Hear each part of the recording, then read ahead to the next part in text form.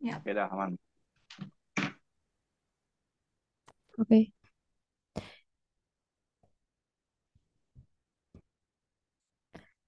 Assalamualaikum warahmatullahi wabarakatuh. Selamat malam Bapak Hasan dan juga Bapak Tri Susilo.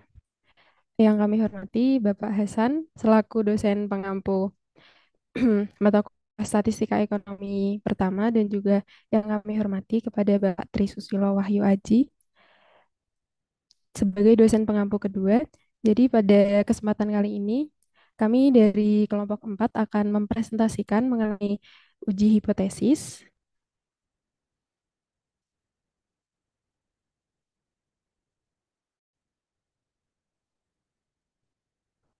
Sebelum kami memaparkan presentasinya, izinkan kami memperkenalkan diri terlebih dahulu. Saya Hilal Faradiba dengan NIM 228 dan rekan-rekan saya. saya Pradipta Dani Suara dengan 3 digit PIN terakhir 169. Saya Muhammad Safwan Hadi dengan 3 digit terakhir 176. Saya Muhammad Ilham Permandia dengan NIM akhir 240. Baik, selanjutnya ada table of contents. Jadi daftar isinya yang pertama ada pengertian hipotesis dan manfaat uji hipotesis. Yang kedua ada hipotesis nol dan juga alternatif. Yang ketiga ada kesalahan tipe satu dan kesalahan tipe 2. Yang keempat ada uji satu ekor dan uji 2 ekor. Yang kelima ada tingkat tingkat signifikansi. Yang keenam ada nilai P atau p-value. Nah, jadi yang pertama ada pengertian dari hipotesis. Jadi pengertian dari hipotesis adalah suatu dugaan atau asumsi yang sifatnya itu sementara atas dasar suatu penelitian di mana itu tuh belum pasti kebenarannya. Yang kedua ada hipotesis statistik. Jadi pengertiannya adalah asumsi sementara mengenai populasi yang terlibat dan itu mungkin bisa benar ataupun juga bisa tidak. Selanjutnya ada manfaat dari uji hipotesis.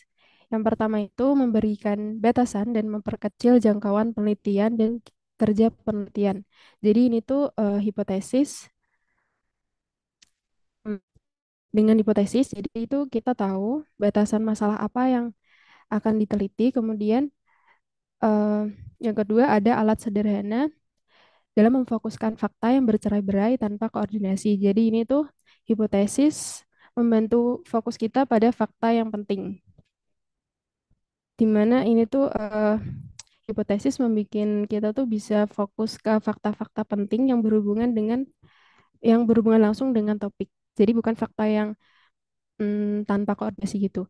Yang ketiga tuh ada panduan dalam pengujian serta penyesuaian dengan fakta dan antar fakta. Jadi ini tuh hipotesis sebagai pegangan saat kita menguji data, di mana itu dilakukan supaya bisa mencocokkan antara teori dan juga kenyataannya di lapangan. Yang keempat, membantu dalam mengambil suatu keputusan. Jadi hasil dari uji hipotesis ini tuh bisa membantu kita untuk mengambil keputusan yang lebih rasional dan berdasarkan fakta. Selanjutnya itu ada hipotesis nol. Jadi hipotesis nol ini tuh menyatakan bahwa tidak ada hubungan atau perbedaan yang signifikan antara kelompok variabel yang sedang diuji. Jadi hipotesis nol ini tuh dilambangkan dengan H0, ditandai dengan sama dengan. Contohnya itu ada suatu rumusan masalah, bagaimana prestasi belajar mahasiswa perguruan tinggi A apabila dibandingkan dengan perguruan tinggi B. Kemudian H0 atau hipotesis nolnya itu tidak ada perbedaan prestasi belajar mahasiswa perguruan tinggi A dengan perguruan tinggi B. Untuk selanjutnya ada hipotesis alternatif. Hipotesis alternatif ini tuh menyatakan bahwa adanya hubungan atau perbedaan yang signifikan antara kelompok variabel yang sedang diuji. Hipotesis alternatif ini tuh dilambangkan dengan HA. Kemudian ada contoh rumusan masalah bagaimana prestasi belajar mahasiswa perguruan tinggi A apabila dibandingkan dengan perguruan tinggi B. Jadi hipotesis alternatifnya tuh prestasi belajar mahasiswa perguruan tinggi A lebih dari perguruan tinggi B. Untuk selanjutnya akan dijelaskan oleh rekan saya. Oke, selanjutnya ada kesalahan tipe satu.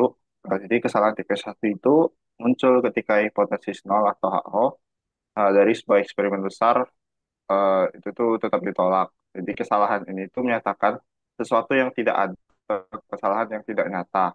Nah, kesalahan tipe satu ini tuh juga sering disebut sebagai positif palsu, yang dimana positif palsu itu tuh adalah suatu peristiwa yang menunjukkan bahwa kondisi tertentu ada, padahal sebenarnya tuh tidak ada.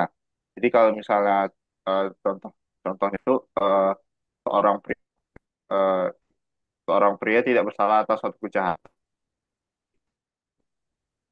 eh, tapi dia tetap dihukum walaupun sebenarnya itu dia sudah tidak bersalah. Next. Terus yang berikutnya ada kesalahan tipe 2.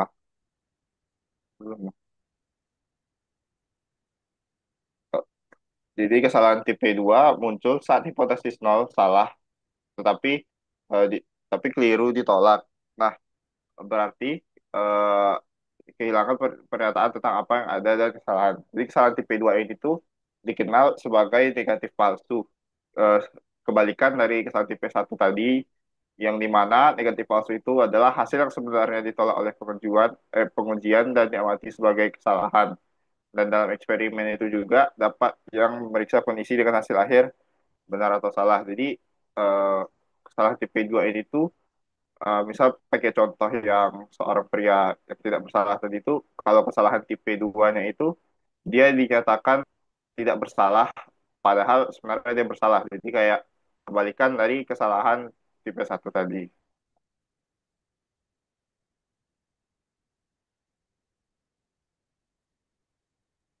Nah, ini adalah tabel kesalahan tipe satu dan tipe 2. Jadi di sini ketika H, hipotesisnya benar, itu tuh keputusan itu tuh jika ke- ketika hasil hipotesis benar dan titik kesalahannya itu benar juga, itu tuh maka adalah keputusan yang benar atau negatif benar. Nah, jika hipotesisnya benar tapi kesalahannya itu salah, nah itu tuh itulah kesalahan tipe satu, yaitu positif palsunya. Nah, tapi ketika hipotesisnya salah dan titik kesalahannya benar, itu maka akan muncul kesalahan tipe 2 atau negatif palsu. Dan jika hipotesis hipotesis salah dan jenis kesalahan juga salah, maka itu adalah keputusan yang benar atau benar positif. Nah,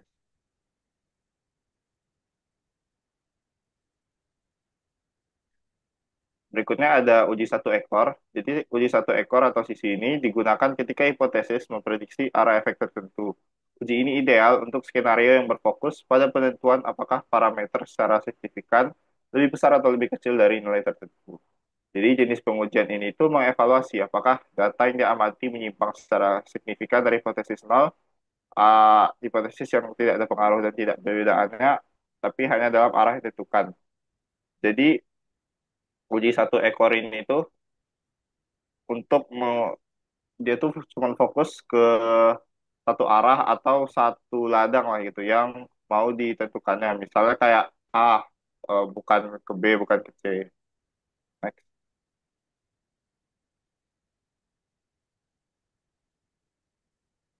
Nah, di sini tuh ada contohnya.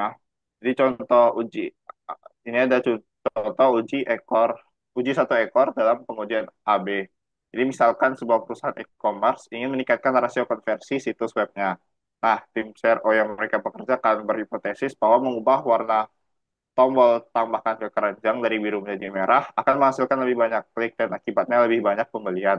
Nah, untuk menguji hipotesis ini, mereka menyiapkan pengujian A dan B. Jadi versi A itu yang kontrolnya, jadi halaman web asli dengan tombol biru tambahkan keranjang. Dan versi B itu untuk yang diubahnya atau variannya itu halaman web yang sama tetapi dengan tombol warna merah.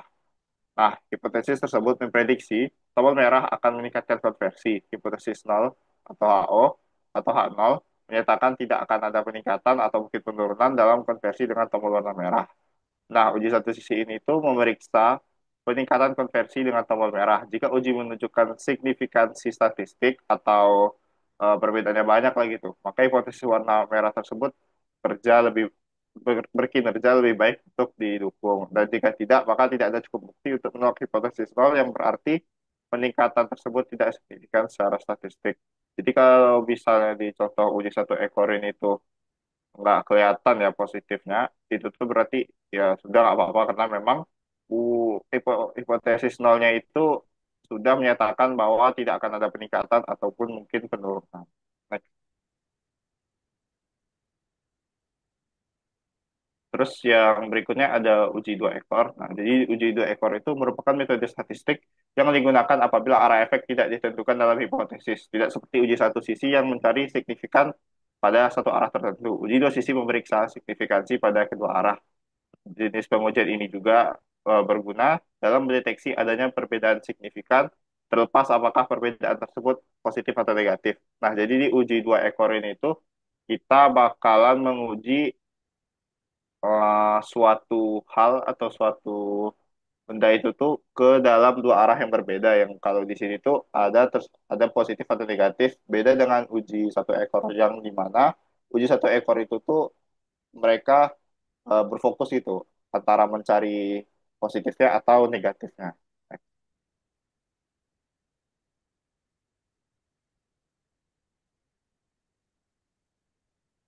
Terus berikutnya ada contohnya. Jadi contoh uji dua ekor tuh di sini perusahaan e-commerce yang sama tadi ingin mengevaluasi kali ini tuh ingin mengevaluasi dampak format deskripsi produk baru mereka pada situs webnya. Perusahaan tersebut tidak yakin apakah format tersebut akan meningkatkan atau menurunkan keterlibatan pelanggan sehingga mereka melakukan pengujian A atau B lagi.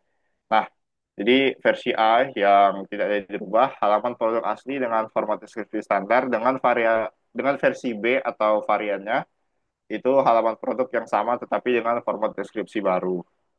Nah, setelah dilakukan pengujian, sebelum dilakukan pengujian, mereka membuat hipotesis dulu, yaitu format baru akan berdampak signifikan terhadap keterlibatan tanpa menentukan arah dampak ini. Uji dua sisi dan untuk pemilihan uji dua sisi ini itu adalah untuk mendeteksi perubahan signifikan dalam keterlibatan, baik berupa peningkatan maupun penurunan. Uji ini menilai apakah format baru menghasilkan perbedaan signifikan secara statistik dalam keterlibatan dibandingkan dengan kontrol. Nah, jadi jika pengujian menunjukkan signifikansi, hal itu mengonfirmasi bahwa format baru secara signifikan memengaruhi keterlibatan, tetapi analisis lebih lanjut diperlukan untuk menentukan apakah efeknya positif atau negatif. Nah, eh, perbedaan yang jelas antara uji satu ekor dengan uji dua ekor itu terletak pada arah pengujiannya. Nah, jadi pada uji dua ekor seperti yang aku mention tadi, itu tuh mereka tuh tidak peduli apakah hasil akhirnya itu bakalan positif atau negatif. Yang karena uji dua ekor ini tuh cuman untuk melihat signifikansi suatu hal, apakah itu tuh bakal signifikan atau enggak gitu. Beda dengan uji satu ekor tadi yang dimana perusahaan tuh atau suatu organisasi itu full fokusnya mau melihat apakah dia positif, apakah negatif.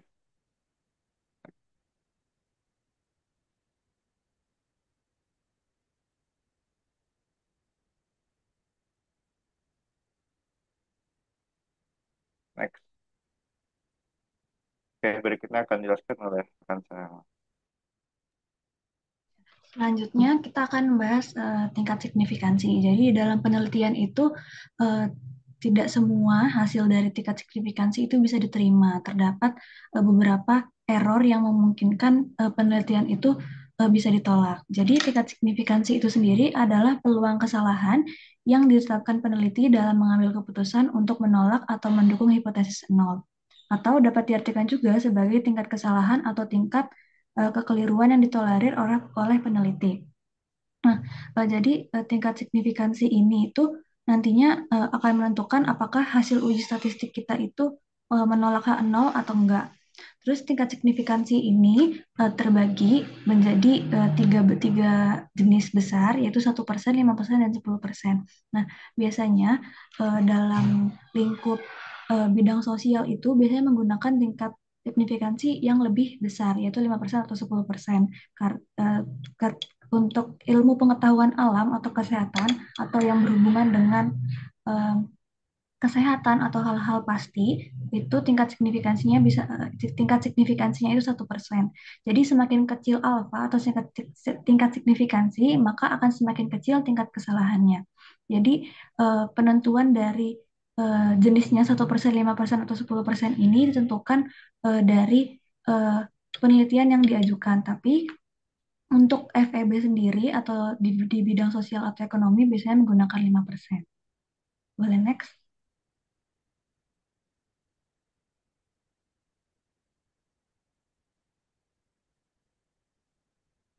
Nah, selanjutnya ada daerah penerimaan. Nah, ini tadi udah dijelasin juga sebelumnya sama Hadi. Jadi ada uji 1 ekor sama uji 2 ekor. Nah, daerah penerimaan itu adalah yang dimana kalau misalnya hasil ujinya terdapat di bagian putih ini, maka artinya akan gagal untuk menolak H0.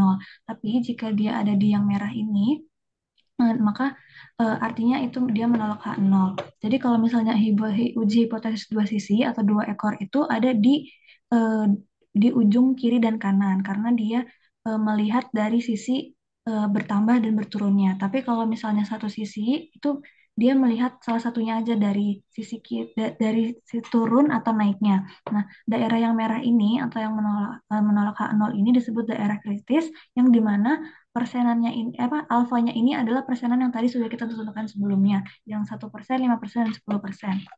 Kalau misalnya kita ambil 1%, berarti artinya eh, kita mengambil resiko salah mengambil keputusan itu 1% dalam untuk mengambil keputusan 99% yang benar. Gitu. Boleh next?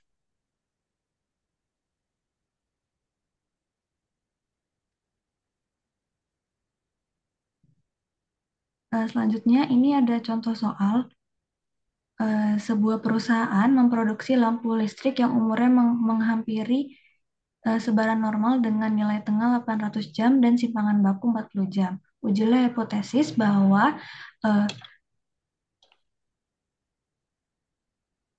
umur rata-rata lampunya itu adalah 800 jam dan umur rata-rata lampu bukan 800 jam itu 30 lampu. Bila suatu contoh atak 30 lampu menghasilkan umur rata-rata 780 jam, gunakan taraf nyata 0,04%. Boleh next?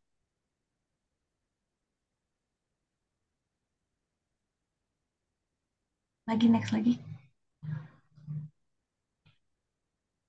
Sekali lagi. Oke. Jadi ini adalah pembahasan dari soal yang tadi. Boleh next sekali lagi, Pak. Sekali lagi. Oke, nah jadi ini tadi kita ketahuin kalau misalnya umur rata-rata lampu adalah 800 jam, terus umur rata-rata yang bukan umur rata-rata lampu bukan 800 jam, jadi dia bisa lebih besar atau bisa lebih kecil.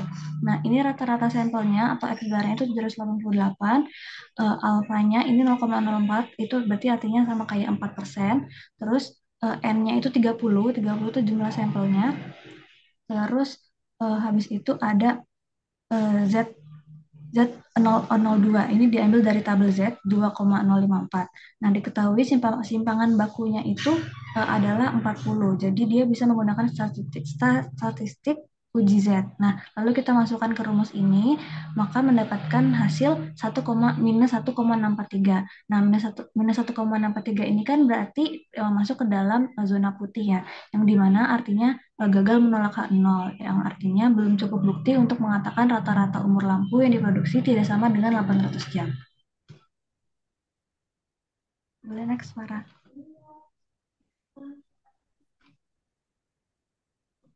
Selanjutnya akan dijelaskan oleh rekan saya. Baik, di sini saya ingin menjelaskan tentang nilai P, definisi dalam uji hipotesis. Nilai P dikenal sebagai nilai probabilitas. Nilai ini didefinisikan sebagai probabilitas untuk mendapatkan hasil yang sama atau lebih ekstrim daripada pengamatan aktual. Nilai P dikenal sebagai tingkat signifikan marginal dalam pengujian hipotesis yang mewakili probabilitas terjadinya peristiwa tertentu. Nilai P digunakan sebagai alternatif titik penolakan untuk memberikan signifikasi paling rendah di mana hipotesis, hipotesis nol akan ditolak. Jika nilai P kecil, maka ada bukti yang lebih kuat untuk mendukung hipotesis alternatif. Di sini terdapat tiga tabel untuk menentukan nilai P interpretasi hipotesis. Yang pertama yaitu nilai P lebih besar dari 0,05, terus nilai P kurang dari 0,05, dan nilai P kurang dari 0,01. Di mana nilai P yang lebih besar dari 0,05 menghasilkan tingkat signifikasi secara statistik dan karena jangka tolak hipotesisnya adalah 0. Sedangkan nilai P kurang dari 0,05, hasil signifikasinya secara statistik secara umum tolak hipotesis 0 dan dipilih secara alternatif.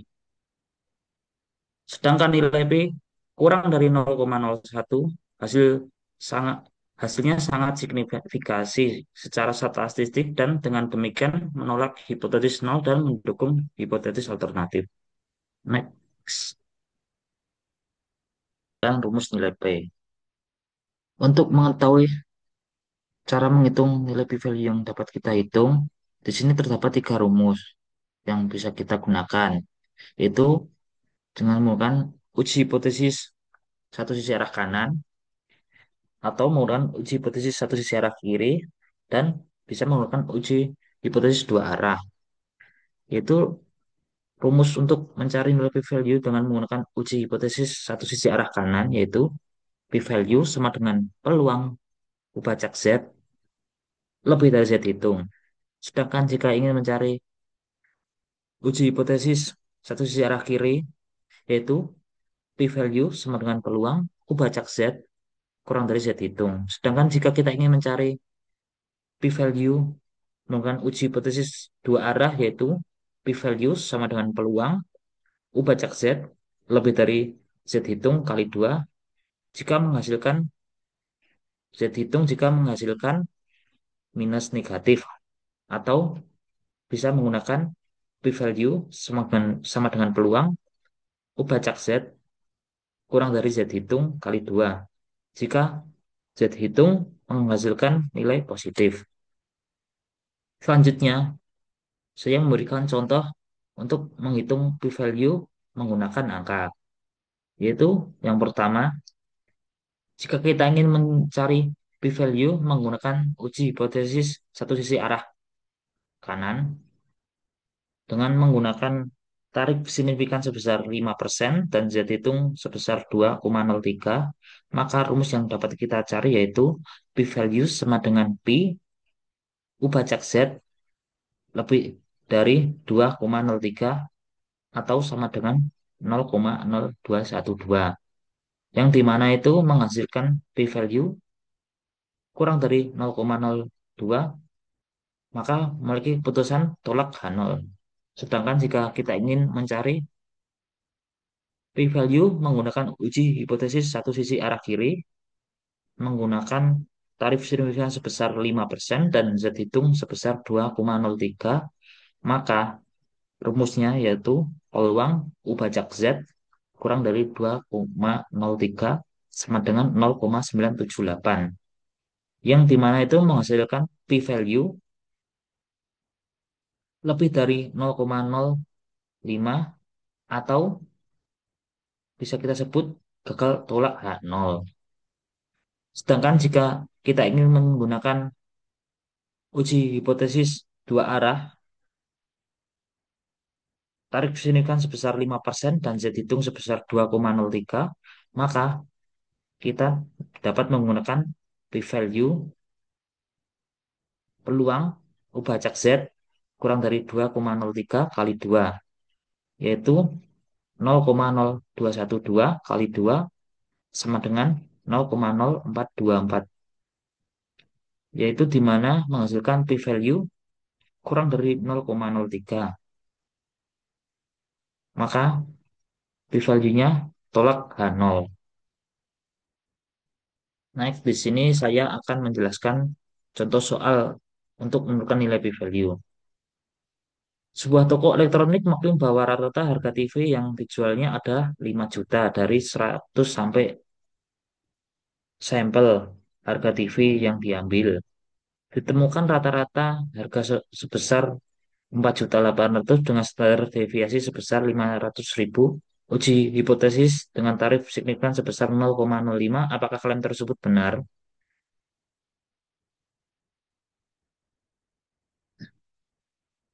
Baik, di sini saya menggunakan rumus nilai p-value uji hipotesis satu sisi arah kanan, yaitu rumusnya p-value sama dengan peluang U pacak Z lebih dari Z hitung.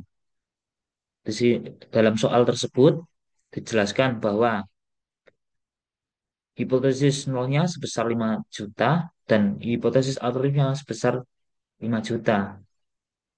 Di sini kita dapat mengetahui atau menghitung Z hitungnya sebesar 1,96 yang dimana itu didapat dari 4.800.000 dari harga rata-rata TV dikali dengan hipotesis nolnya sebesar 5 juta dibagi 500 dari devian